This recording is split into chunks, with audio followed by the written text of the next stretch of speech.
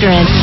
First time around, it was a 4-set win by Smart. But, you know, I'm ready for anything. 5 sets, 4 sets, name it. I doubt if it's going to be just 3 sets. Oh yeah, this will definitely go the distance. Alam natin ang Smart out to prove that the first game was a fluke.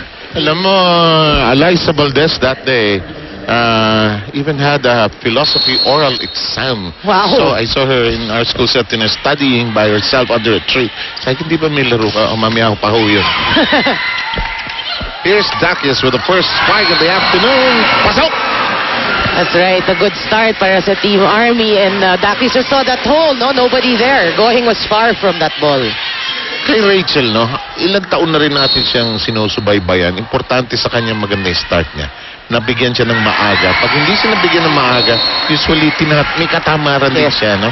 In the meantime, first 2 points ng ating laro. Pagmamayari ng Army. 2-0 ang score natin. Nung unang laro, 28-26 yung first set napunta sa Smart. Dikit lahat ng set halos. Lalo na yung last set, 29-27. Ano ito? Labas? 3-0 na. That's right. That's Cotruang hitting it twice. Pero alam mo, maganda yung pinakita ni Cotruang in that previous game, no? Remember, they made her play. Kakadating lang niya from Bangkok, and they made her play medyo off siya. But last time around, maganda na yung laro niya.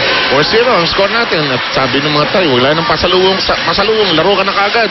Kami nang bahala sa Shakey's. Fun family pizza. It's gotta be Shakey's.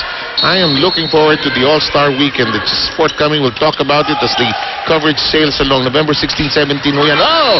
Uminit na rin. Finally. Yan ang mga pinakita niya in the last game, no? Very instrumental din siya sa panalo ng Smart Maynilad.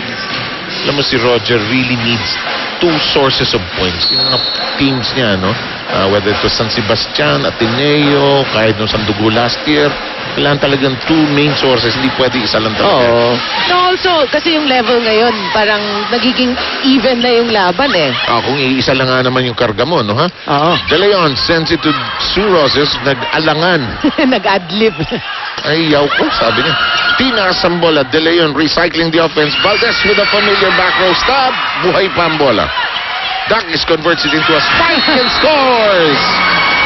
Well, yung miss hit na yan, medyo it took yung timing ni Valdez na wala rin.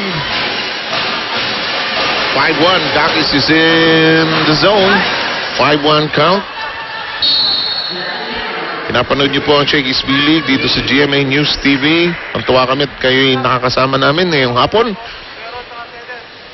Rexona antiperspirant deodorant. It won't let you down. Reverse set. Sayang. Simple yung atake na yun, ano? Good serve. Not her usual fiery peppery self sa umpisa, no? Usually, nandidilat na ng matayan sa umpisa pa lang, di ba? Nang na-intimidate. With an Australian accent, sabi mo nga. Yep. Nice quick.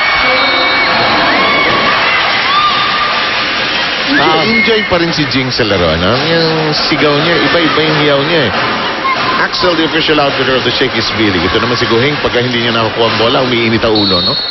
It really disappoints her pagka she's there and she can't do anything about it. Oo naman. Alam naman natin, you know, not only Gohing, the liberos. I guess so. All liberos, kapag hindi nila nakukuha, especially service reception error, alam mo, visit na visit sila.